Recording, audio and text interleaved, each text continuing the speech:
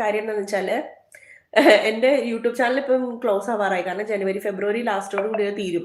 ഇപ്പൊ ഒരു 1 ഇയർ ടൈമാണ് നമുക്ക് തരുന്നത് 4000 വാച്ച് അവേഴ്സിന്. ഈ 4000 വാച്ച് അവേഴ്സ് ഒന്ന് പോയിട്ട് 250 വാച്ച് അവേഴ്സ് അങ്ങോട്ടേ ആയിട്ടുള്ളൂ. അപ്പൊ എല്ലാവരും ഈ ലൈവിലൊക്കെ കയറിയിട്ടേ വാച്ച് അവേഴ്സ് ഉണ്ടാക്കുന്നത്. അപ്പൊ എനിക്ക് മടിയുണ്ട് ഇച്ചിരി.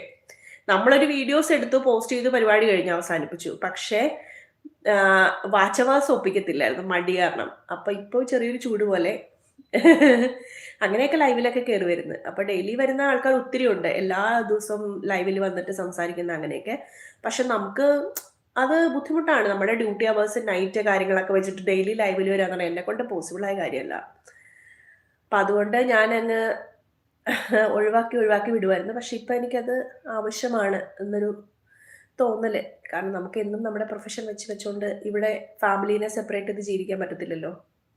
അതുകൊണ്ട് എനിക്ക് രക്ഷപ്പെടണമെന്ന് ഭയങ്കര ആഗ്രഹമുള്ളതുകൊണ്ടാണ് ഞാൻ ഈ ചാനൽ തുടങ്ങിയത്. പക്ഷേ